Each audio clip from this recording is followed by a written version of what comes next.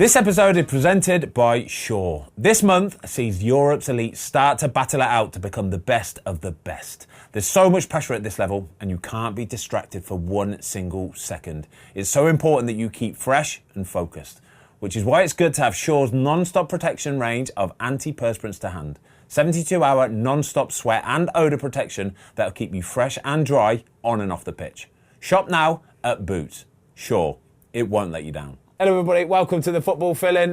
We've got a banging show for you as usual. Watto's here, Tomasi's here. How are we, lads, okay?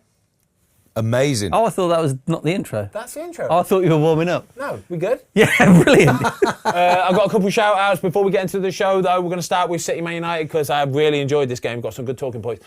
Big couple shout-outs. So, you might see I'm wearing a crazy-coloured bucket hat and a bad boy little... What do they call these? Bum bags? Yeah. Do they call these bum bags still? Yeah. Oh, the youth of today. Is that what they call them, yeah? Right, anyway, so there is an internet page, an Instagram page called Footy Buckets, yeah? Basically, you send him any of your old shirts, anything you've got. It could be a dead old, like, wool shirt from the 70s or whatever, Tom. And he will make it into, like, a bucket hat or, like, a bum bag or something for you. And how good are these? So these are your match worn. That's an England shirt you wore in a match. That's an England match worn shirt, and this is again the bum bag's one of the shirts. My bucket hat is from my West Brom shirt from 2012-13. They're good, aren't they? So you've butchered an England shirt for that? Well, I didn't butcher it. He butchered it. No, he's not butchered it, to be fair. He's done a good job. They look does cool. An incredible job. They're so good, aren't they? I might keep this, mate. Is that all right? Mate, I got him to make them like a bit larger than normal because we've all got massive fat heads, right? And so he'll do that for you. So shout out Footy Buckets. Get over to Instagram. Very, very, very, very good. And another... I'm going to take this off because I'm sweating already. It's warm. And another quick shout out is to Watford because they've sent me this... Beautiful, absolutely beautiful. Elton John sort of commemorative shirt. They wore it on Saturday. They got beat 1-0. It was a miserable game as well. Got like Napoli vibes. Yeah, really kind of retro Napoli vibes, like some nice sort of like silver. It's beautiful, isn't it? Kelma have done a good job on that one. Totally What's it say on the bottom there? It goes, nice little bit. How wonderful life is when you're in the wonderful. All right, stop the waffling. All right, let's go. What are we talking about? Should we talk about Man City and Man United? Manchester derby, innit? The Manchester derby. It was a beautiful afternoon. Yep. I'd had a couple of Guinness, sat with a glass of red wine, and then I watched Man United play. Is Sunday like 5 o'clock, 4:30ish, 5 o'clock? Is that about the best time of the week for you guys? Friday evening for me. Yeah, okay. I must be honest, I prefer a Friday evening, but if I've got Ethan's football out the way, home, Sunday dinner done, that's what I'm roast talking beef, about. couple of beers, then I've got the wine out. It's the best time of the week for the pubs in Watto's village, I can tell you that without doubt, yeah. Money-making time is what it is. I'm with you. Like, I when I'm plotted in my chair, I've got the Sunday roast in there, good to go for in about 10 minutes' time or whatever. The football's on, little glass of red or something. Oh, beautiful. Mega. Beautiful. Stop waffling, all right? Okay. Anyway. Let's talk about the game then. Man City, let's talk about the game. Watto, what do you think? I thought City, obviously, really dominated from start to finish. Yep. And, you know, we'll have the same debate about Amorim, but if he's not prepared to adapt in any way, shape or form, the tactics of the game, he's getting beat tactically all the time by opposition managers, and the opposition players are too good in that game against Man United. It's simple as that. They're very easy to play against, I feel. Yeah. I feel Man City didn't really have to get out of second gear too much, did they? They found it very easy to exploit Man United. Let me ask you a question though, Watto, right? So from a tactical point of view, because like I wanted it to work for Amorim at United. He seems like a good guy, and for me, you want the best teams in the league all competing. So you want prime Man United against prime City and Liverpool. You want it, right? But when you look at it and when you look at Amorim, you think, if you're a top coach in the world, what is with this unwillingness to change in game? And he's so welded to this formation and the way he does things. Is that because he's not capable? Well, I mean, my straight answer to that straight away would be, I don't believe he is a top coach, because you have to have a different way. The game's evolving. You're at the top of the tree in terms of Man United and the Premier League, and the opposition coaches are too good for you to be stuck in your ways. Yes, the City just kept putting bodies in between Man United's lines, filling midfield, and the quality of the ball's in, then they're getting half-turned, and you see on the first goal, then they're running at you. Mate, to be able to get the ball into Doku's feet there for the first goal is, honestly, it's criminal. You've got 4 men, around him, and he's just in the middle, and he's able to take the ball into his stride and then run at Luke Shaw and make Luke Shaw look like a non-league defender. But that's about position, isn't it? So Amorim thinks he's got his team set up in good positions, yet City are flooding areas and playing between the lines, which is what every team wants to do. So you have to be more pragmatic in your approach. And then, yes, it's an unbelievable bit of skill on the 1v1 stuff with all them United players around him. But ultimately, they're set in pockets to receive the ball, and Man United couldn't do nothing about it. On transition as well, United are so open. The 2 goals in the second half, and they had another chance late on with Reinders as well. Honestly, they're so open. When they lose the ball and they've flooded bodies forward, every opposition just seems to be able to run into space. It's dog-legged, isn't it? And it's that Haaland one where you thought, as long as you stay in your half, and obviously you're through. Mate, times it's hard. I love hard. Even that one. Sometimes as a striker, having too much time, right, too much of the goal to kind of go. It's hard work sometimes. Right? It really, really is. And getting your own head. But his first touch is perfect out of his feet. Second touch, he takes a little touch, boom. Goalie ain't really got time to fully sex. He don't know when he's doing it. I think the goalie knows where he's going all day long, but it's just a robotic. He takes this little touch just before. But bang. You know it's going. You know it's going in, because when he got played through, I had a tenner on a hat trick for him yesterday, so I was kind of willing him to go in. But as he went through, I went, "That's 2." You just know it's coming, don't you? Yeah, I think with the goalkeeper situations, obviously at United and City, I think United. They haven't dealt with it. They haven't handled it. Bayindir isn't the answer. He's never been the answer. Whereas then you look at City, who have bought a very, very, very good goalkeeper, who's a Premier League goalkeeper in James Trafford, who's good to go. And then they've just gone, actually, you know what? We've got somebody who's one of the best in the world at this moment in time. We're going to get him. So how much did he cost, Donnarumma?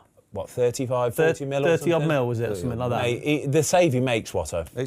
Honestly, but it was great before the game started, wasn't it? Because you watched, the cameras were on him warming up, and he looks in total control, and he makes that save, honestly, look so easy, because he's read the situation, he's set, it comes past the body, and then he's just so dynamic on his right hand. And it's the size of his frame to get that drive and power into it. It's a much better save than what it actually looks. It's a much better save than what anybody gave him kind of recognition for. It looks like you'd go, he should be saving that, but it's a decent save. But I asked you guys, I had a feeling you were going to say that's way better than it looked. Way better. Oh, my God. Only a man of his size, right, can make that save look so good. Yeah. There's Premier League goalkeepers that don't even save that. I promise you, there's Premier League goalkeepers that do not save that. It's past them before they know it. The fact that he's in that position, and we were talking about it earlier, Watto, He's set, yeah? He's not guessing. He's not kind of trying to react to something that possibly might happen. He just waits. He backs himself. He knows he's quick. He knows he's got the size and the frame.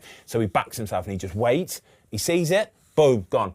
Mate, he hasn't even really got a spring so far because of his size. Yeah. He just has to push a little bit. What's quite telling, though... It makes it look easier. What's quite telling is they've both brought these goalkeepers in, and Lamens is clearly going to get in at some point. But they've both come in, and it's almost like we can't throw Lamens in away at City. It's in at the deep end. Whereas obviously Donnarumma is, let's get him in. You could throw Donnarumma. That could have been a Champions League final against Real Madrid. And you could have thrown Donnarumma in, and you would go, win us a game. But that's the contrast in the signings. That is a massive contrast. That's the recruitment thing, and I think Man United have missed a trick there. I'm not saying they were ever in for Donnarumma, but we spoke last week about Martinez. I went to Everton Villa, so we'll talk about that later. But you need the tried and tested, ready to go. Everybody spoke about Donnarumma before the game. Fantastic goalie. Can he deal with the physicality, even though he's got a presence at 6'5" in terms of the aerial balls? Some of the punches. The corners, Man United thought, we're in business here. He dealt with everything so comfortably, used his frame, didn't get bullied. I think he had 2 or 3 unbelievable punches, cleared the 18-yard box, so he's already ticked that box. And we were speaking before we started today about the balls into his feet. If it were time, because Man United didn't press overly and he had a short ball, he'd play it. If not, went long to Haaland every time. Did they play like when Edison were in the goals? No. But would Edison have made that save? I don't think he would. Yeah. So they've had a massive upgrade. And Man United, Bayindir, for me, makes the goal easy for Haaland's second goal. He gets slipped in. You either come and you're really big on point of Haaland's contact, or you stay, let somebody put a bit of pressure on, and when he's got his head down on his left foot and he's going to hit it hard, you try and make a save. But in the end, comes out the goal, makes the goal massive, head turn, shrinking as on contact, turning, dinks it over him, game over. He's not brave enough, basically. The second goal from Haaland, he comes through 1-on-1, he's not brave enough. You need him to be bigger, you need him to open himself up, be happy to get one in the face almost. And he doesn't. He sort of like turns his face a bit, which turns his shoulder, which makes this area just smaller. You want as bigger area, bigger zone as possible to try and get in the way. There was one earlier as well where he came out to Haaland, he came through 1-on-1 and he sort of slid with his foot a little bit. And as I'm watching, I'm thinking, if that's me, I'm thinking I'm going to absolutely pummel Haaland here, yeah? It's a freebie, isn't it? It's a chance for me to go, boom, I'm going to come out, I'm going to dive at your feet, I'm going to take you out, I'm going to get hold of the ball. Oh, I love this guy. And he didn't. He got there with his foot a little bit. It was all scruffy. It was the one where he hit the post, you know what I mean? But you see the save that Donnarumma makes. You see that aura. It takes the wind out of United's sails. All the Man City players come up to him, give him a hug, and it's like, come on then. But Man United players see that and they go, what chance you got? So what United? 26% win rate in the league for Amorim. 4 points from 4 games, and they're 14th. So when does rumbling start, or is it? Mate, it's already rumbling. Yeah. It's already there. It's been rumbling for a long time. Nobody just wants to really commit to it. But I guarantee you, if after 8 games they've got 8 points and they're still in 14th, 15th position, somebody's going to have to pull the trigger, because it can't carry on like that, because it's been proven now. It's nearly a year since he's been manager. It's been proven that it's just not working. And what do you make of Carragher saying he'd been sacked if he wasn't so handsome? So, like, it basically said he's charismatic and so on and so forth. But, I mean, that's just waffle, isn't it? It's tongue in. Yeah. It's waffle. Ultimately, when you manage any of the real big boys, it's all about your win rate. Man United, 26%. Is he getting at perceptions that like he looks the part, he dresses the part, he says the right things? Is that what he's getting at? He's getting at, basically, if you look like that and you say the right things, then it gives off this air of I'm in control and I know what I'm doing.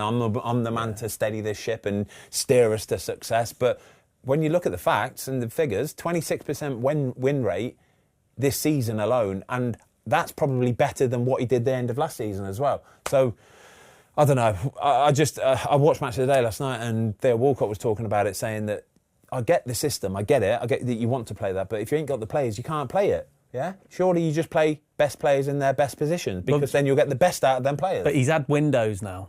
I think this is the worrying thing, that he can't kind of say, I haven't got the players, because he's just gone out and spent 120 million on Cunha and Mbeumo, which doesn't really solve. No, I thought Mbeumo gave his all yesterday. He were having the chances. He were very unlucky with the ball that hits his foot, and it still hit Donnarumma's foot to go out near the end.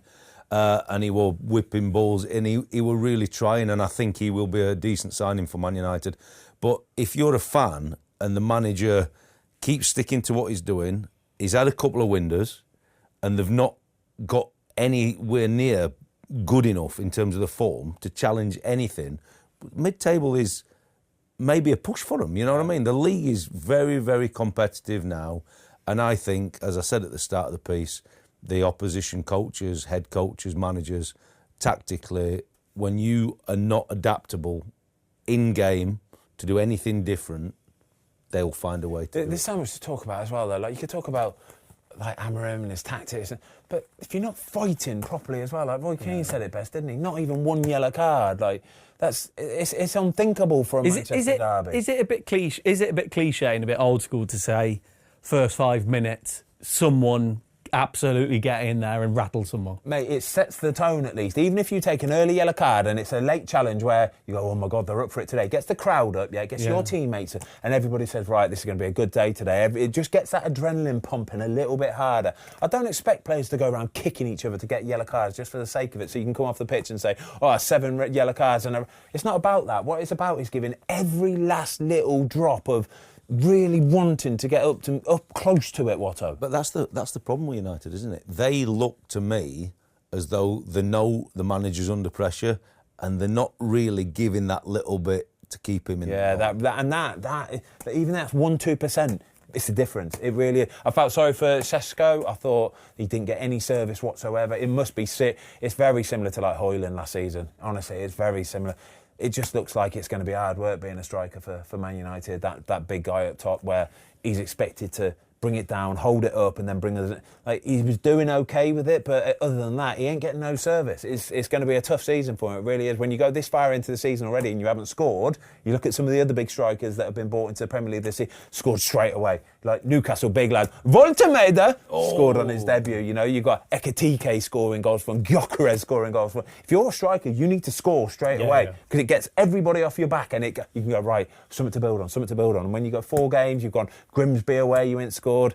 International break for Slovenia, haven't scored. It's hard work, it really is. What I said earlier on, you keep Sesko away from the goal.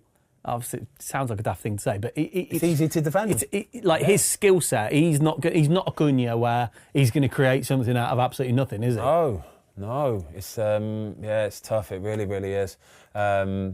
City was a walk in park. It really was just a walk in the park for them. Can we do a little bit of GK chat? Yeah. Because we've had...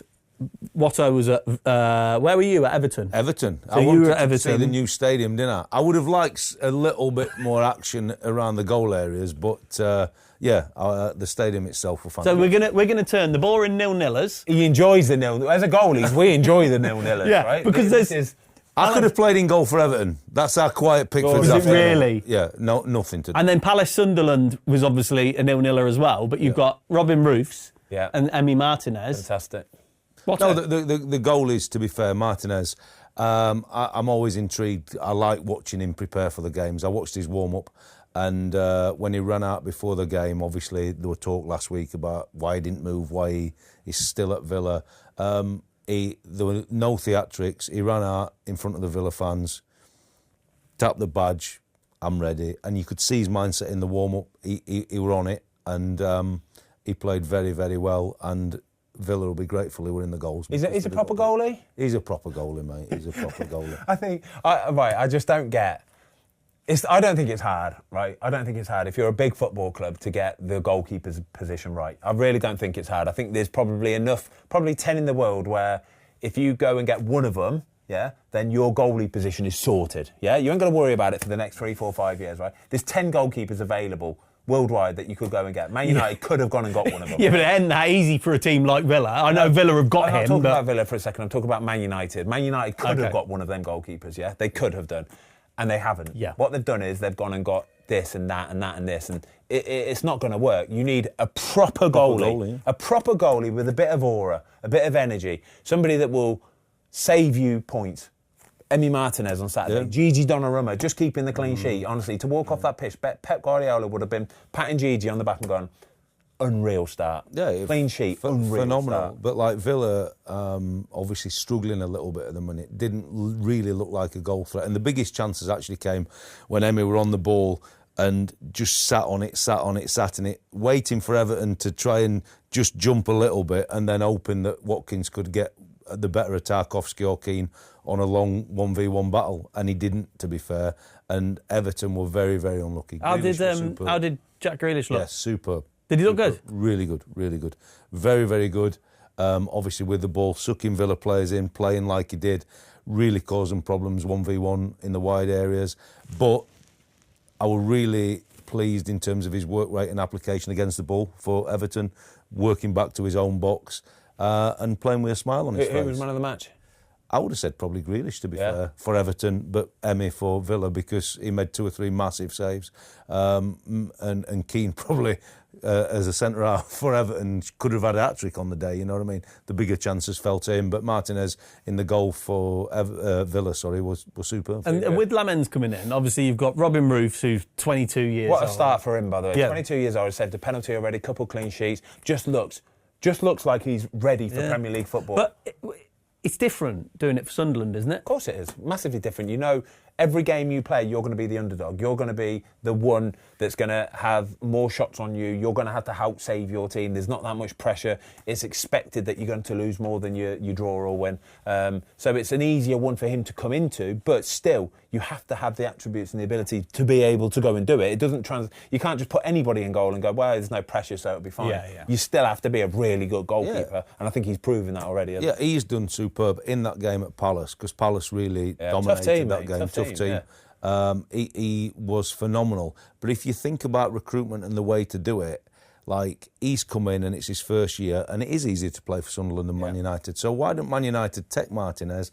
If they think this Lemons is the guy, bring him in, send him out on loan to a Sunderland if you think he's Premier League ready. Right, now we're going to bed you, because without being disrespectful to Sunderland, there's a level at Sunderland, but then you're going to play for Man United in the same league, it's double. Yeah. So if you see some talent and you believe that there's a talent, clubs have to see a pathway for these guys. Yeah. It's not necessarily about putting them straight into their team, because they're not always going to be ready to put that badge on. But they could certainly do it for another team, and that then gets them ready. If I was a Palace fan, I was really surprised that Yeremy Pino they brought on looked promising. Yeah. He's like 22, right? He's got 15 caps for Spain. Yeah. 30 mil. Recruitment, mate. Feels like a bit of a... How is it that some teams are able to get recruitment absolutely bang on within their constraints and their budgets, yet other teams miles off it? That seems like that could be for a 15 cap Spanish international. For Spain as well. It's not like it's for some second tier, third tier kind of European team. That's the thing. Can you remember when we were at Birmingham, we had a Spanish international? Who was his name? I can't remember. I do. Centre half, if you tell me his name. And everybody were the same with him. And he'd got probably about the same 15 caps on it for Birmingham. And he was phenomenal, but I can't think of his name. Who was it, Scotty? Centre mid, weren't he? No, centre half. Pablo Ibanez. Yeah, that's him. Ibanez. Ibanez. But he'd got some caps for Birmingham, hadn't he? Ibanez, I remember. He's probably too young to even remember that. Well done, Scotty. But nobody thought the same for him at Birmingham. And he'd got a Spanish cap, so it's like, oh my God, this is a proper footballer. Cardalo as well came in for Leeds, obviously the goalie there. Oh, he'll be for ageing, won't he? Well, he hasn't had a great start, to be honest with you. I was actually doing a bit of a run on Thursday. We did a half marathon through Birmingham, and I was running with a Leeds fan, big Leeds fan. And he said, I think Carl's going to start on Saturday. I haven't been impressed with our goalie so far. It just looks a bit shaky, uncertain. So Carl came in. Obviously, they've lost the game 1-0. It's a brutal way to lose as well. It's a brutal way to lose. The header from Goodmanson, feel for him so badly. 94th minute as well, out of nothing. Out of absolutely nothing. And he just made a worldie. It made a worldie. For the corner, you're thinking, ref, just blow up now. Don't give him the corner. And unfortunately, it's honestly, I don't think anybody can calculate what's just happened there. And the guy don't even know. And I said to you guys off air, I actually lost for Barnsley at Leeds in the Premier League with a goal exactly the same. It's one apiece virtually. Last few kicks at Ellen Road. And our centre half did exactly the same. Moses bullet header. I'm like, mate, that's a proper bullet header, by the way. That's a proper bullet. Mate, you could have moved a bit more, Watto. Mate, honestly, I was dead in the water. Hey, foot movement, Ben. Mate, he talks the best game. Oh, he's got to get behind it, got to get his arms up. He was nowhere to be seen in this bit. Mate, I played 200 games and I was shite. Oh, gosh. Maybe because I didn't do it quite enough at the top, I could try and make them a bit better. But. Right, who should we talk about, lads? Should we go for a bit of Jordan Henderson chat for Brentford against Chelsea? I was quite happy that Brentford drew this game, because they deserved it. They really did deserve it. I thought Chelsea, they scored their 2 goals, obviously, later on in the second half. But Brentford were really, really good, and they're a good team, and they will be absolutely fine this season. Do you know what annoys me, right? And Jordan Henderson and James Milner. People talk about them, right? Jordan Henderson, he's a leader, he's this, having him around the squad, he's a great lad, right? He's a really good football player. Really good. Right? Let's not forget this bloke is a Premier League football player, and he's really good. That assist was belting for Sharda. England footballer. Yeah, but I feel like he gets disrespect. Because of the age, I know. No, the age and the perception of, he's a good lad. Yeah, that's the only reason why he's playing. Yeah, like he's some kind of second-tier footballer. The ball for it. I know they broke it down on Sky, actually, and they broke it down really well, to be fair. But when the ball breaks, he takes a good old scan look, and he can see it's 1v1 virtually. The other defender's starting to get back in. But they're in their own half, and when the ball's coming to him, he's thinking, right, I know he's there. All I have to do is just make sure he knows as well that he's on the run. Boom, out of his feet, bosh, over the top. fantastic ball over the top, brilliant finish. But I just thought Brentford in general, they look really good. They've got this set way of playing, carried on from last season. Keith Andrews doing a fantastic job. A lot of people were absolutely killing him start of the season. Who is he? He's too young, ain't going to be able to cope. Mate, lost some players. But do you know what? Fair play to them, mate, because they proper gave Chelsea a game. And if they would have lost it, I'd have been a bit gutted for them because they didn't deserve to lose the game. So I'm happy they When we're talking recruitment again, though, it's like when they lost Tony, it was, they lost. Yeah. And you've got Vissa and Mbuemo, and now they've come out. You've got Sharda and the next run coming through. There's not many teams who will be able to lose in 2 years your front three like that. Yeah, I know. And still be all right. But they've replaced it well. Kelleher looks unbelievable in goal. Honestly, they'll be absolutely... Again, same as like your Brightons and everybody else. They'll be able to beat a lot of top teams this season. They really will. Right, here's a scenario for you. This is the way, in my mind, as a layman football fan, that I have it, right? So in the Brentford boardroom or whatnot, they're sat there and they go, do you know what? This is our squad. The contract situations are here. And we think that possibly this is going to go and maybe Mbuemo. So next season, we need to plan for X, Y and Z. And this is our short list of scouting. And if he goes there, we bring in him. And it's very methodical and there's succession planning. Yeah.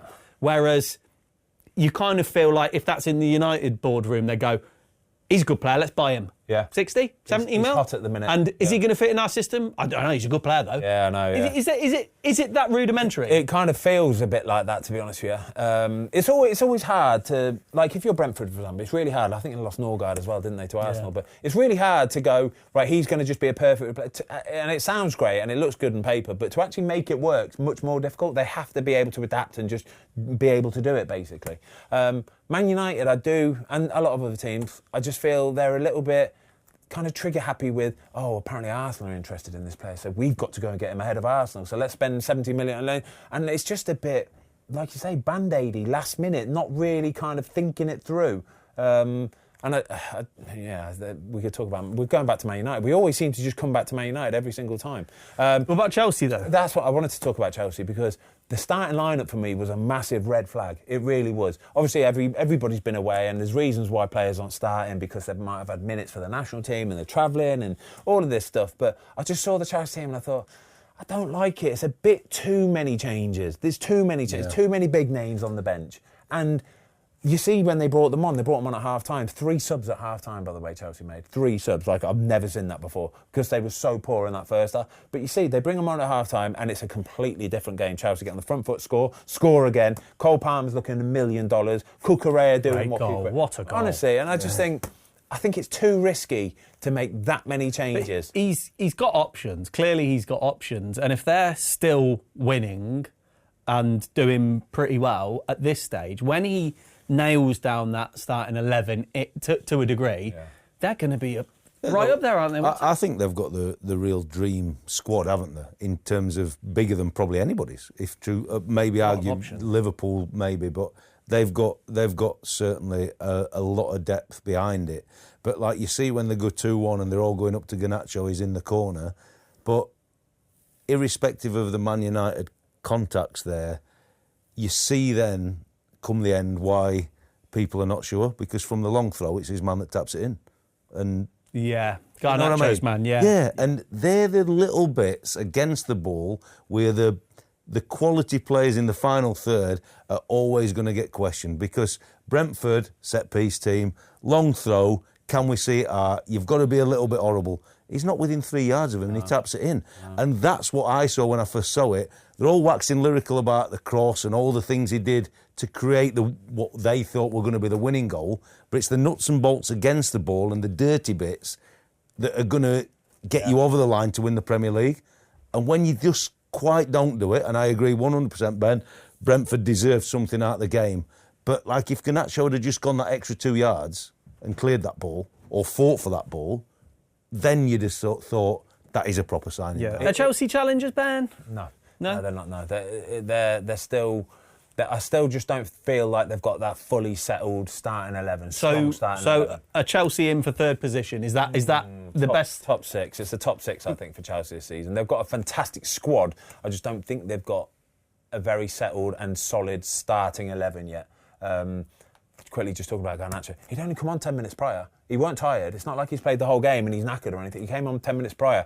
Like, you should be fresh as a daisy. When you're coming on, the manager should be saying, and don't forget, on long throws, you're that back post man, all right? You don't switch off for a second. Like, if one of my players had done that in the 94th minute, switched off, and he'd just come on, I'm getting in the change room at full time and I'm saying, one, I'm absolutely battering him because you can't switch off like that. Two, I'm talking to the coaches going, have you told him? Have you made sure he knows that he's supposed to be staying at the back post? Because if he doesn't know, then it's your fault, your problem. You should have told him. He should be clever enough in game to be able to look around, have his head on the swivel and know that they're trying to score, so he's going to have to cover that back post anyway. But, mate, it's just such a messy way to not win a game, isn't it? Such a messy way. I was really disappointed in him at that moment, and I think it says a lot about him why people will question, because obviously he's got phenomenal talent going forward, but you need to have the full package. You do. Liverpool just find a way to get it done. They've done it every game so far. Four out of 4, maximum points, but if you look at it, they genuinely could have not won all 4 of them. Well, that's how champions That's how they do behave. it. 83rd, 88, 90 plus something, 90 plus something. This is unreal. Unreal. It's unreal. It's Man United under Fergie, innit? The late goals, the relentless pursuit to keep going, and all that, and Isaac's not even in the squad. It's not luck, by the way. No. Right? It's not luck, yeah? Like Fergie time. The reason why Man United used to be so good at doing it, like Liverpool are doing it, it's nothing to do with luck. It's to do with relentless pressure. And when you get to those last minutes of games, right, and Liverpool are still a bit fresher, a bit faster, a bit quicker, a bit sharper in the brain than their opposition. Burnley have been backs to the walls, defending for their lives for 98, 99 minutes, right?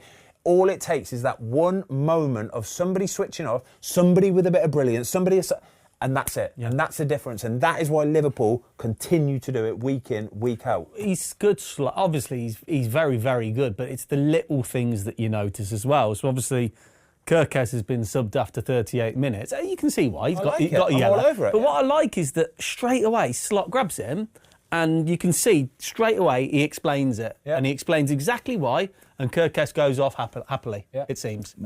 It's also very good in terms of in-game management. And why, if you're Liverpool, risk not potentially taking 3 points in that game or give Burnley the lift of having 10 men? It's madness. He's got Andy Robertson. He almost scored a minute later. Exactly. So why have the stress? I think it's real brilliant management, I agree. to be honest with you. And I think the key bit is the point you made.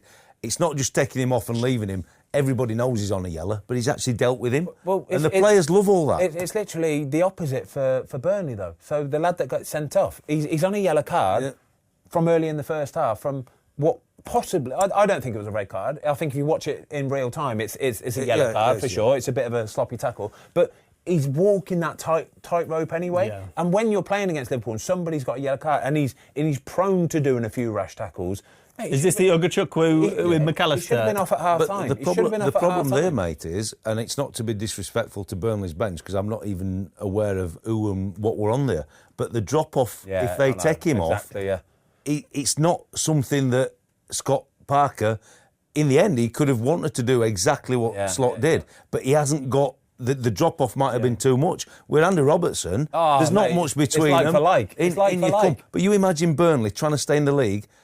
Last kick at Man United, penalty. Yeah. Last kick here, penalty. Oh, it's such point. It's such an avoidable penalty as well. Oh, honestly, it's such, like, I mean, Hannibal. Like, oh my God! It's a ball, yeah. It's a ball. It's a bag of wind, mate. It's a bag of wind. Even if it gets you right in the dish, right on the schnozzle, right, it don't hurt that much. Your eyes are watering for a second or two, yeah. That's all it is. We've got the best medics on the planet for a bag of wind, mate. Come on. Take it. Open, put your arms down to the side, right, and just stand up and make your body like a goalkeeper would, right? We would do this happily, willingly. Give me one in the nuts, right? If it means I stop the ball going in the back of the net, I'll take it in the nuts, right? I can't feel them for 10 minutes and I'm in absolute agony. Don't care. Ball didn't go in the back of the net, right? Hannibal, just stand there, arms to the side. Make yourself as big as possible, right? take one for the team here. It's the 93rd, 4th, 5th minute of the game. Incredible. Take one for the team.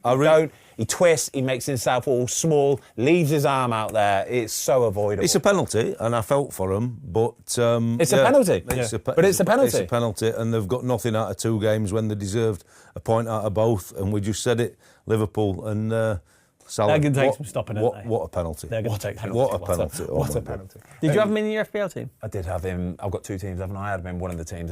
I don't think there's a better player to take a penalty in the 95th minute when it's 0-0 and you're away and you've been struggling all game. I would rather have Mo Salah ahead of anybody. If you had your mortgage, would you be putting it on that? What was that word? Yeah. What was it? He's a twat, isn't he? What's the mortgage? Well, I'm joking. I'm only joking. But yes, if I had one, I would be asking Mo to, and I would quite happily risk it as well. What a penalty! What a player. incredible. What about Nick Walter-Marder, right? Walter-Marder? He just straight away, the fans are going to love him. He's got this like lovable Thomas Muller, German demeanour. Naughty little muzzy, little mullet at the back. He's made for the he's made for the Premier League, made for Newcastle. And he's going to be a threat, mate. 6'6". It's a fantastic header, by the way. Oh, my God. It's a fantastic header. What a header. What a header. Really impressive. It's not easy. It's not easy whatsoever. No. He's under pressure and he's got to arch back a little bit as well. Mate, dispatches it as well. And for a striker, like I said earlier, honestly, to score on your debut, to score so soon into the game as well, it's the dream start. He's off and running already. Brilliant. If you can hit the ground running... when you come to the Premier League, it is tough for some of them. Yeah. And if you're a forward, you want to get off to a good start. And he'll probably go on now and get 10, 15 goals quite comfortably. Yeah, it's good, isn't it? Yeah. I mean, it was a lot of money, but he does look very, very promising. The Wolves, though, like... I saw this stat. In fairness, mate. Go on, give me the stat. I think across the back end of last season and this season, it's 1 out of 21 points. Jesus.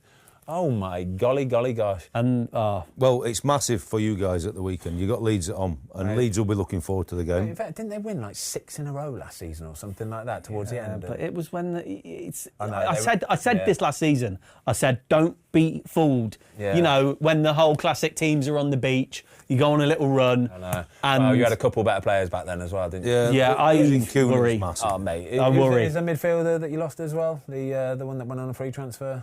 Semedo, like wing back, yeah. Proper. But in fairness to them, it could have been a completely different game because they nearly scored after 10 seconds. Nicky Pope just gets a touch on it, goes out for a corner. Corner comes in, boom, shot, pulls one out the top corner. Mate, as a goalie, right, if I'm playing that game and I make them 2 first saves in the first minute of a game, right, I'm thinking, I'm keeping a clean sheet today. Oh, mate, it's done. The game's done already. The mentality test is always your first action. Heaven, isn't it? Let me ask you boys, I want a real honest answer here. So, Aaron Ramsdale's gone up there on loan. Yep. Yeah, he's not permanent.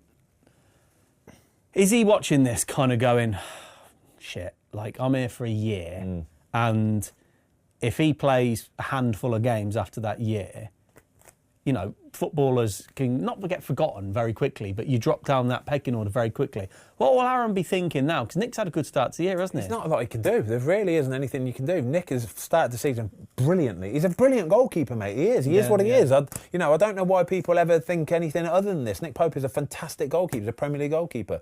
So it's really hard for Aaron. He can't have any excuses. He can't go knocking on the manager's door because it is what it is. The player in front of him is doing fantastically well. He's got to walk in the training ground every day and be the best example as he can be on and off the pitch. But that still doesn't change the fact that if Pope does what Pope's doing at the minute, he's not getting a look in. No, he's not, is he? It's either got to be a lack of form or one that we never want, an injury. And Pope at the minute is playing at the top of his game. Yeah. I mean, to make that save after 7-8 seconds, you're really on your mettle. And for Aaron, it's a waiting game, and he may have to wait all season and never get a look in. We were talking before, weren't we? Like, they've got Barcelona Thursday night, Champions League. They're not changing the goalie for a Champions League match at home against Barcelona. No. The good thing they've got with Aaron is that he's such a good lad that he won't go kicking up a fuss. He will happily get behind Nick. He'll happily get behind all of the lads, and he'll still be the same person, the same human being around the building. And the manager will see that, and he will love that. Honestly, so if Southampton go up, that's not happening, mate.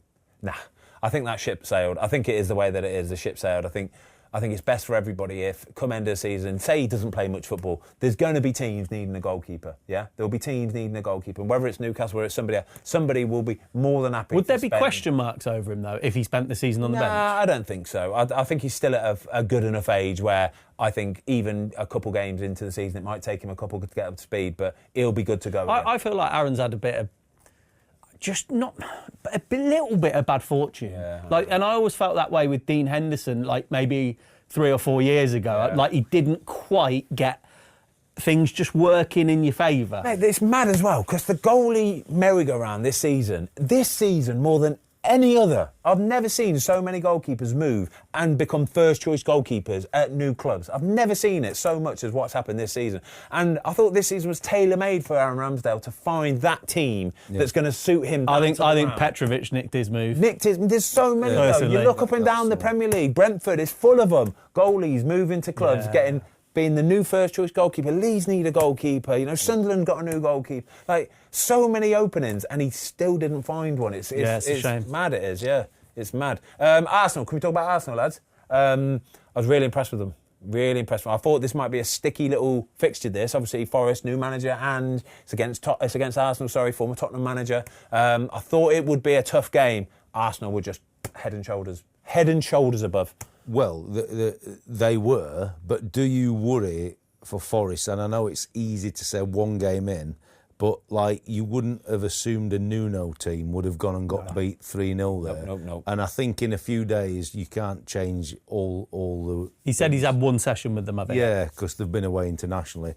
But it would be slightly concerning to get beat 3 against a very, very good Arsenal. I think the problem is with having one training session is it's kind of up in the air as to what he wants to do. They're in between, aren't they? Exactly, because Nuno played a certain way and Ange plays the opposite sort of way, right? And the players will know that Ange wants to play a different way, but they'll also be saying, well, we haven't had time to practice Ange's way. So they'll have to be trying to do a bit of all sorts. So they played a guy at sort of left centre-back called Morata, left-back he was, sorry, and he was on Madueke's side.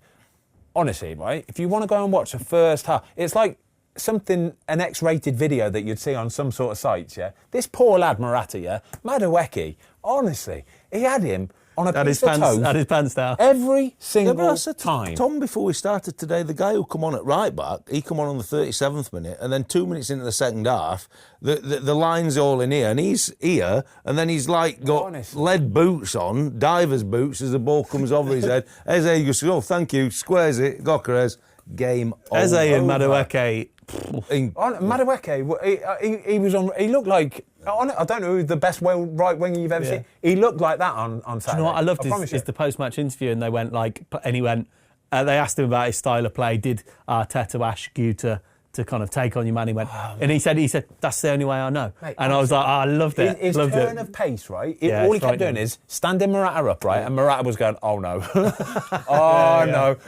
He was gone before he knew it. Honestly, the turn of pace out of his feet, right? Bam, cross, driving, cut back, cross. It was phenomenal. Eventually, they had to move that Morata into centre-back position because it was just not working out for him. You don't worry for Forest, though, because like you said, the appointment from a continuation point of view and how a team plays, it does feel like a very emotional process that they've just been through. Yeah, I do. For the owner, and I totally agree. But this is how football should not be run. Like, you can't let owners get emotionally involved in their football club. We've seen it with lots of other football clubs. You can. They own the bloody Well, they thing. do. They can do what they want, but it's pretty proven that it doesn't work. It doesn't translate. No, look, leave football business to football people. The players at Forest, it's not like that they were having a real lack of belief in the ex-manager. And I think they actually really liked the last manager, and what he created for them over his 18 months was nothing short of phenomenal. So it's even hard for the players to lose a guy like that who they really respect and has taken them from relegation candidates to European contenders, and you lose him. You would normally lose him potentially only for a better job. He's not gone to a better job. They've actually sacked him. And Ange, I think he's a good man manager. But these players are not just going to switch on and off because they really liked what the last guy brought to them. And they were very, very successful. And in one session, it's hard to to see what Ange can do, granted, but they've got some tough fixtures coming up. I think they're away at Burnley next. Yeah. And Burnley will be fancying that. Mate, I felt for Chris Wood a little bit because he was on international duty with New Zealand, right? So he was off playing for New Zealand. They played a double header against Australia. So 24,000 miles he clocked up on international duty. I hope he's on air miles. And then he was playing on the early Saturday morning kickoff, right? You just don't need it, do you? Like, give me an extra day, please. A Sunday afternoon. Chris Wood ain't making a fuss, though, is he? No, he didn't make a fuss. No, but what about he his didn't effort? really have any chance in the game either. His effort he probably just the bar. Did you see it? Yeah, I did, yeah. Mate, and I think his eyes were shut because he was so tired. Tired, mate. 24,000 miles. People will go like, yeah, but he's in first class. Just go, don't matter. Mate, I don't care who you are, right? If you're travelling that distances and that time with that jet lag, mate, your body, I guarantee you, today, tomorrow and the next day, you'll still be all over the place. Remember the chat we had with Tozer on the plane about the time zones in New Zealand? Do you remember when we were going like, imagine if you had a baby in like New Zealand or Australia, whichever way around, and then flew straight back home, and then someone went, when was your baby born? And you went, tomorrow. Do you remember? How did we get down that rabbit hole? God knows. I don't even want to know how you're That's too intellectual conversation. The way your brains are working here, the science ain't science. So who's going to be first in the sack race? Oh, this is such a terrible conversation to have. But like Potter is got to be up there, mate. I think Graham Potter's going through such a tough time. Like West Ham just look toothless. Honestly, they are. They're so toothless. Tottenham again, it was so easy for them. It really, really was. It was just like you were just waiting for them to score that first goal, right? And then you knew. I mean, the red card obviously changed. It's a sloppy red card. It is a red card. It is what it is. It's a dangerous challenge. But Tottenham were just, even up until that point, they were the better team. They were over them, and they scored the first goal. That's it. Floodgates open. You could just see it. You worried it might have even been 4. What about the Romero goal that was disallowed? Shambles. Well, it's another VAR shambles, isn't it? The only saving grace for West Ham is they've been so bad at defending set plays.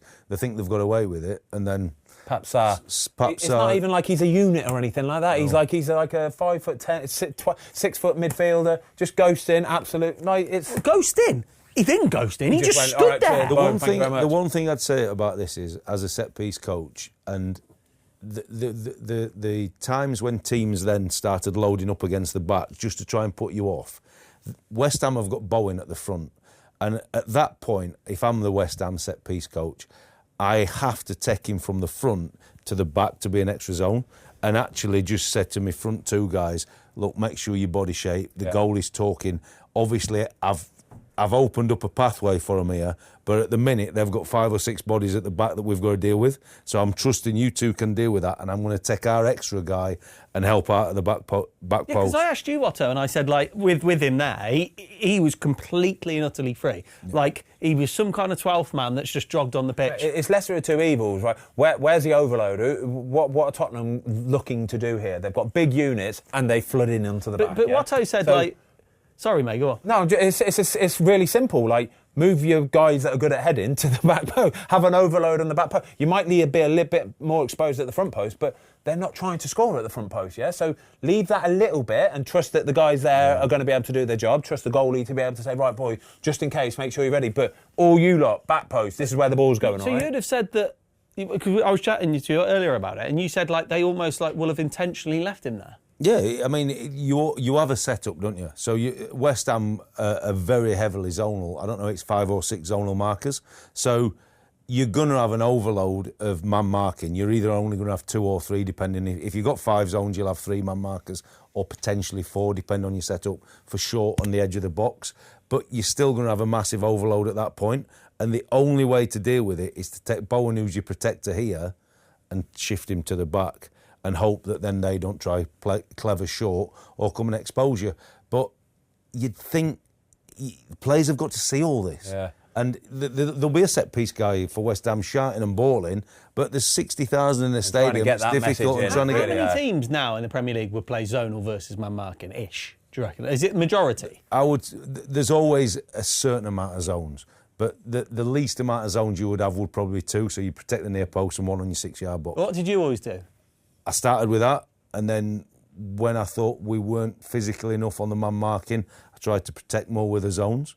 So in the end, I was more zonal than man marking, and I actually stopped doing the man marking as much because of the risk of getting penalties away with VAR.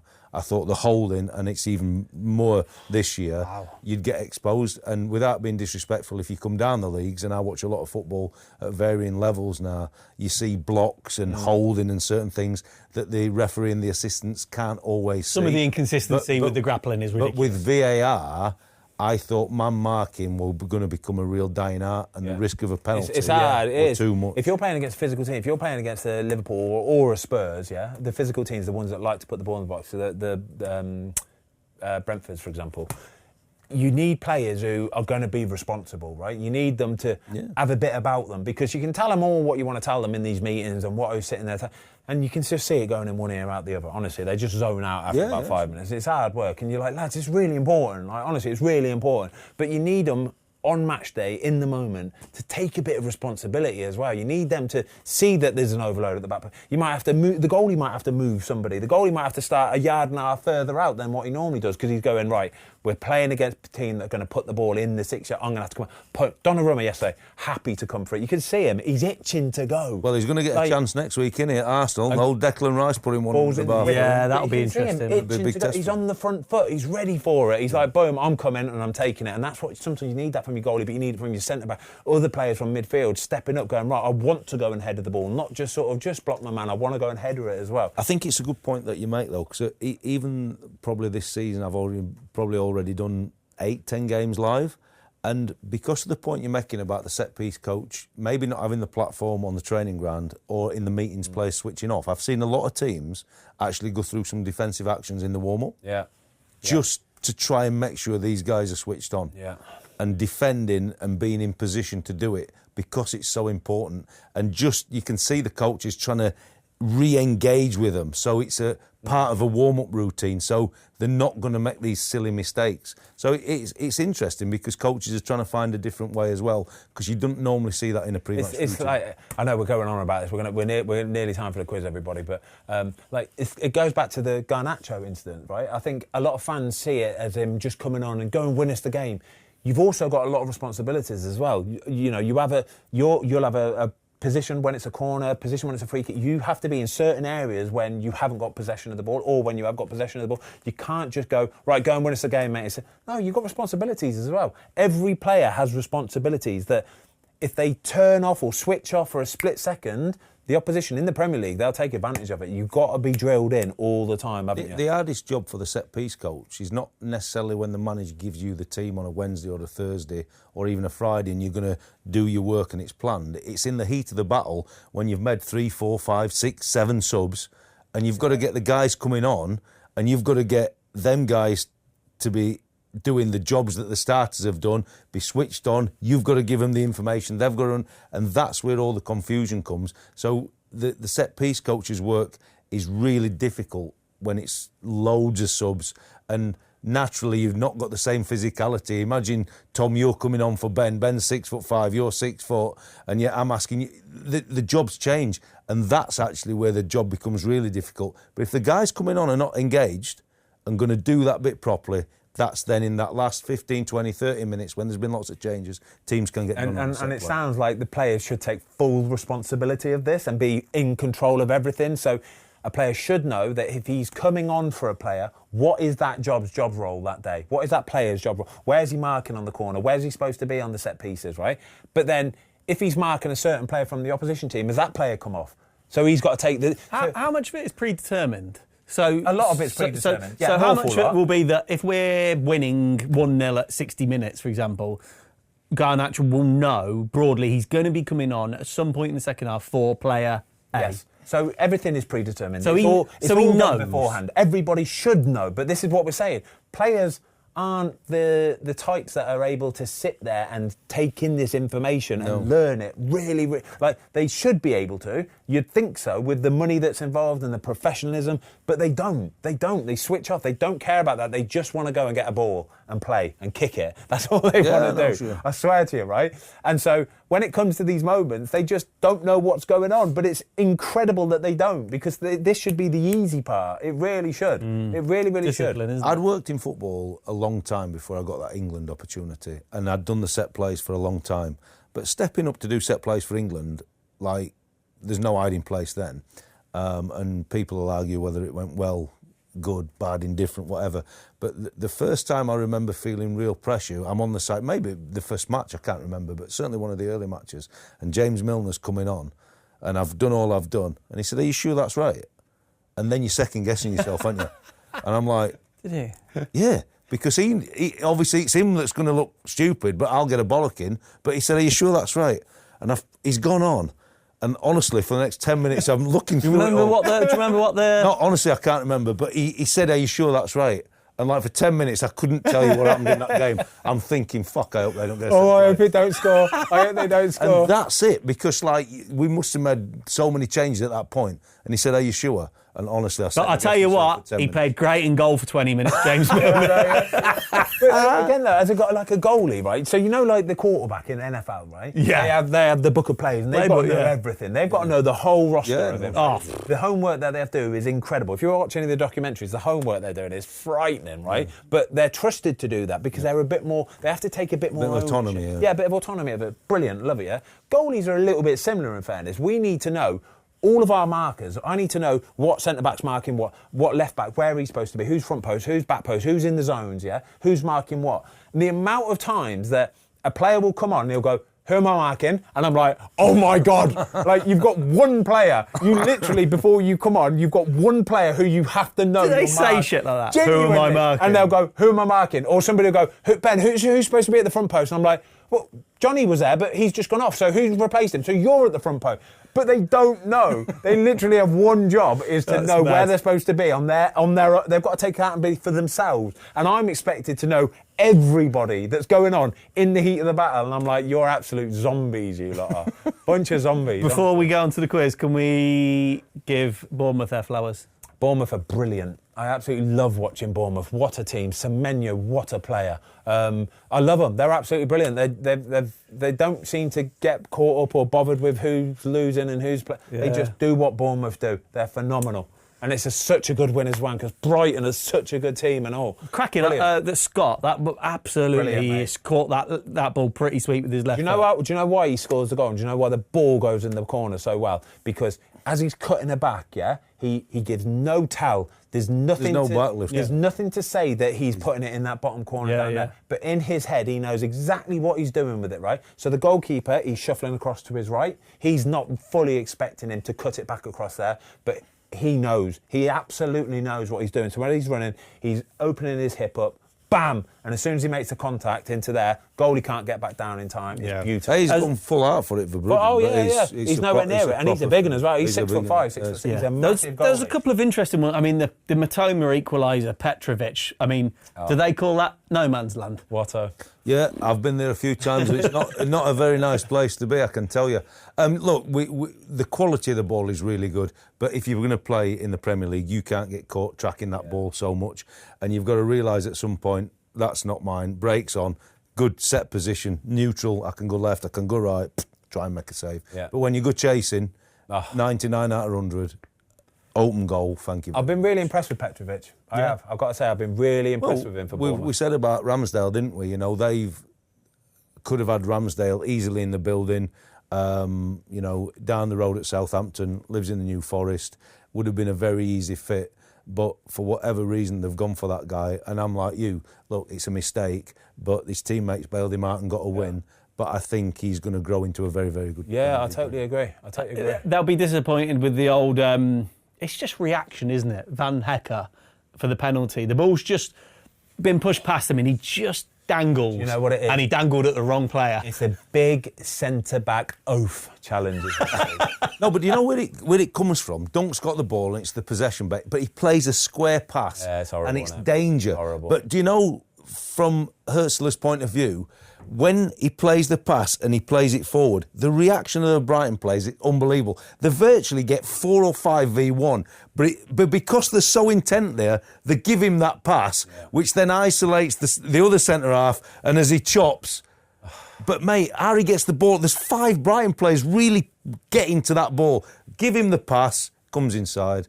It's a soft penalty, but again, it's another great penalty. It's a penalty, though. It is. It's a big... But it's a big win for him. I think Iraola's done, pulled up trees there. Phenomenal. He's going to get a big one. He'll get sniffed soon. It won't be long. It won't be long. Man United, he'll be out soon. He'll be back to Spain or a big boy. He's not going to West Ham, is he? No, he's not going to West Ham. He's not going to West Ham. Man United. Well done, boys. Yeah. Mate, I think he'd be perfect for Man United. Either way, we ready for the quiz? I don't know if I'm ready, but... Are you going to keep your emotions in check? As always. Come on, Jamie.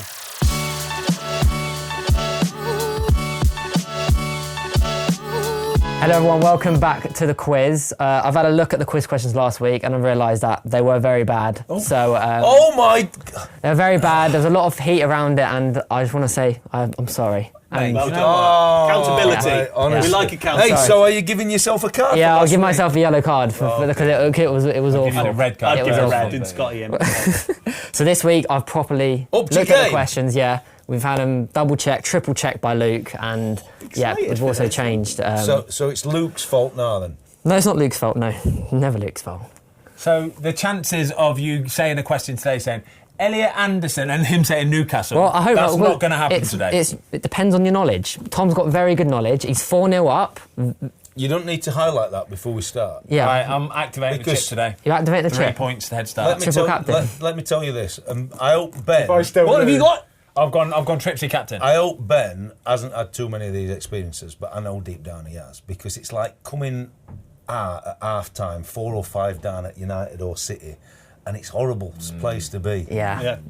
So you've just played your, 3-0? You're triple captain, so Ben has just played his chip, so that's gone. What are the chips out there? Can I play one? No, you can't, because you only play one per game week. I'm hoping we take it to to the end and we can do something. Are you going to play yours, Watto? Keep us! I can't play today. Can't. He's used it. W. See, W. You said W. Keep us. Tom, That's very mean. It's very horrible, actually. Right, come on, let's go. Right, 3-0 to Ben. Question 1. Kevin Keegan managed England in 1999, but what club did he manage before England for 2 years? Newcastle. No. Love that. That's the obvious answer, and it shouldn't be the answer. Yeah. Get in there. Kevin Keegan managed England in 1999, but what club did he manage before England for 2 years? Countdown? No, not yet. I honestly can't think of any teams that he managed other than Newcastle. Got to be a countdown now. 5, 4, Southampton. no, 3, Crystal Palace. no. All back in. Fulham. Fulham is the correct answer. I hate you. Well, be careful because he knew the answer, didn't he? And he wanted the countdown. So I will. Well done. Well, give him a card. No, it's a yellow card. Yes, get it. Have that. Casper Schmeichel. 3-1-0. Question 2. Am I in? You're in, yeah. Yeah. You've got He to should want be it. out, banned forever. Who are the only English club Brian McBride went on loan to? Fulham. No, you're both wrong. Yeah, but surely my answer don't count if he said No, first. you both said it wrong. Who are the only English club Brian McBride went on loan to? He's a good player, Brian McBride. Physical as heck, by the way. did go on loan. Him and Heider Helgeson, oh, mate, they would head your head off, they would.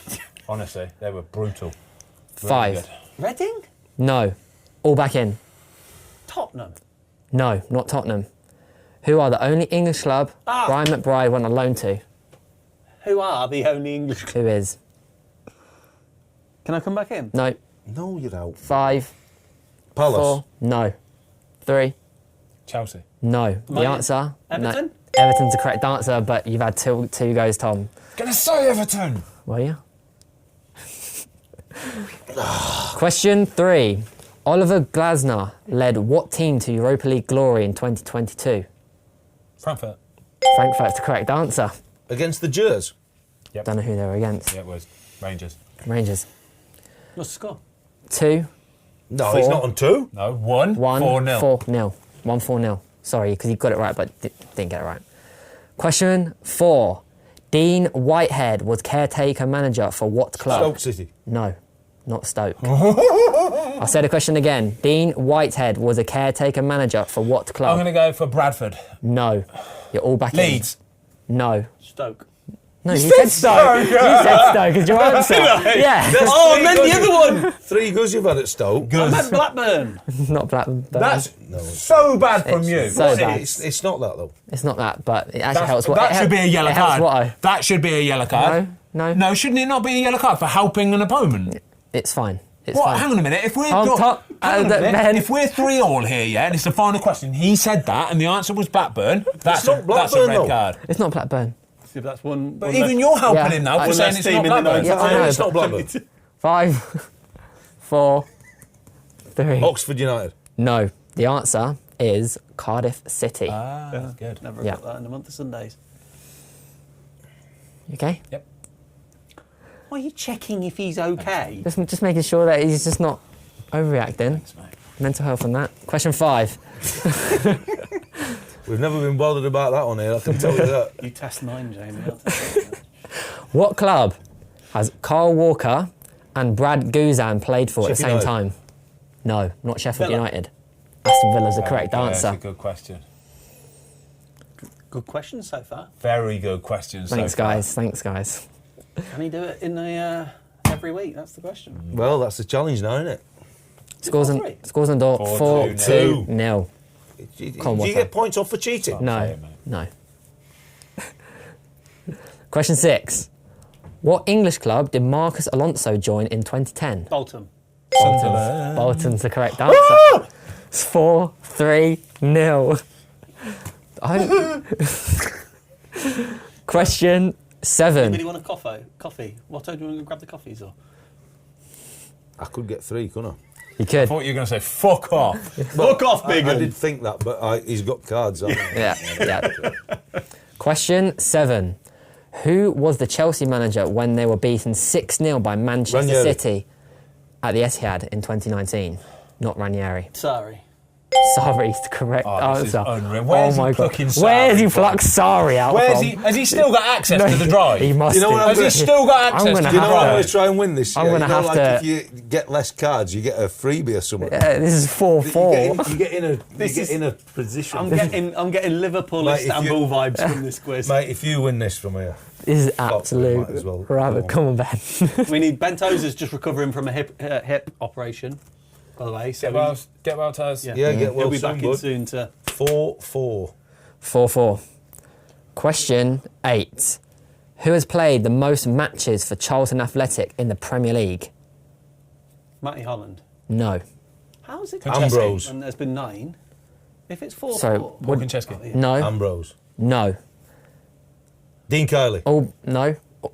What was the What question? I didn't say all back in. What was the- So what was you the are out, question? unfortunately. Most games for Charlton. So I'm going to say the question again. Oh, Well, hold on. You're all back in. Who has played the most matches for Charlton Athletic in the Premier League? There's 2 answers to this. They're both joint. You've Got said it I'm back. out. I'm out though now. No, you're out. Yeah, because you came in before. So it's just you, Ben. Who has played the most matches for Wait. Charlton Athletic in the Premier League? I thought all right. 5, 4. we were back in. Darren No. Bem. No. Chris Powell. Chris Power's one of them. The other Not one Dean Kiley. is no. Luke Oh, Young. Luke Young. 2 fullbacks, yeah. Really good. 187. Really Both good. of them, It's a 187. great Yeah. question. Yeah. Got 2 more questions left. Kiley must have been close. Yeah. What's the score? 4-4. 4-4. Yeah, it would have been. Question 9. This is exciting. Who was the captain at Manchester City before Richard Dunn? Who was the Mika captain? Richards. No. Who was the captain at Manchester City before Richard Dunn? Oh, that's a good question, that is. Thanks, Tom. 5, 4, 3. Nicky 2. Weaver. No. 1. Steve Lomas. No. All back in. Flitcroft. No. Who was the captain at Manchester City before Richard Dunn? 5. Darius Vassell. No. Uwe Rosler. No. The answer is Sylvain Distin. Oh, it's good. Good. Forgot he played for them. That's a good question. I was associated with Everton. Okay. Question 10. 4-4. Watto, if you get this right, it takes to a tiebreaker. All right, mate, no so you're bother. still in it, don't worry. Yeah, I'm just trying to get in there. My mate. heart rate's high. What the heart rate saying? What the Garmin heart The rate saying? calmest will win. I'm cooking, mate. Don't worry about it. What are the Garmin heart rates? Well done, Jay. Yeah. like that. I ain't got one, so I can't 74. do it. Oh, we'll get you one. Yours would say Guinness. No. Start off on 100. Actually, for next week, I'm going to get plastered on Sunday and see if it gives me a better chance. You on what? Wow. Question 10. Who is the current holder of the PFA Young Player of the Year? Gravenberg. No. Who is the current holder of the PFA Young Player of the Year to take the win? Cole Palmer? No. It's not Cole Palmer. Come on, Ben, think. 5, 4, 3, 2. Saka? No. All back in. Who is the current holder of the PFA Young Player of the Year? Miles Lewis-Kelly? No. It's going to be so obvious. Motto. To stop Tom from winning. 5, 4, I can't even think of a young player. 3. Gakpo. No. 2, 1. I don't know. Out. The answer, you're going to kick yourself. Aston Villa, Morgan Rogers. Of course it was. Which means Of course it was. we go to a tiebreaker. And obviously, this year, the tiebreakers have changed, doesn't it? Oh, yeah, what's happened? So the tiebreaker is you both say a team at the same yes! time. I love this one. Yeah, this is good. So what, have you been here for a tiebreaker? No. So the new tiebreaker is that Ben and Tom are both going to say a team at the same time. Premier and League then team. Both Premier League, Oh, it's Premier gotta League be team. Premier League team. So for example, if Tom says Manchester City and Ben goes Yeah. Manchester United, you've got to think of a player who's played for both clubs. You So go Tevez. Tevez. Sergio Aguero. not Aguero. You'd be wrong. You'd be out. Oh my God, I'm really scared. So do you want to do shouting out or do you want to do it on whiteboards? It's got to be shout out. It's got to Do be a shout out. Yeah. Okay. Right. So, are we ready? Well, how are we doing it? I'm 3, gonna 2, go 1, 3, go, 2. or 3, 2, 1? 3, 2, 1. Go for it. So you don't say go. 3, Let's 2, say go. 1, bang. Yeah. Is Okay. it on 1 or after 1? No, I'm serious. I'll go 3, 2, 1, go. 3, 2, 1, go. I'll try and then make say go. help the referee Yep. come up with a winning. Okie dokie. 3, 2, 1, go. Palace. Everton. Palace and Everton. Balassi. Palace and Everton. Yeah, Balassi. So Tom takes the quick. Tom so takes much. Look at his it smug face. from 3-0 down. That was a great, Smug little Oh, smug 4-0. face. it was a great quiz, Ben. Yeah, good quiz. Cheers. Good quiz. Thank you. Thank Well you. done, Bob. Oh, well done, Tom. you. Mate, that's why I didn't play my chips when you're Who else could we have gone? Everton and Oh, Palace. Everton and Palace players. Let's have a look. Goalies are always good. I don't think there's been. My heart rate is absolutely jacked. You could have had Balassi, Andrew Johnson, Nigel Martin. Oh, no. Martin, yeah. Andy Johnson, Yeah. yeah. I think that is majority of them. Well done today, mate. James Oh, McCarthy. oh, Very good quiz. Redeemed Marcus Ben. yourself Good today. at that one. I need to. Thank get you. me- Really up good. me- Thanks. Up my game for if I get to a Thanks. tiebreaker, I think. Yeah. Proper dialed in the questions this week, and What score? 5-4. 5, I'm a long 4. way. I'm a long way from Even with a a tiebreaker. 3-0 start. Even with 3-0, he can't we got, win. lads. What chance? Right, I I think think we- this one. That one, that camera. Well done, everybody. See you next week. See you. Next week. Well done.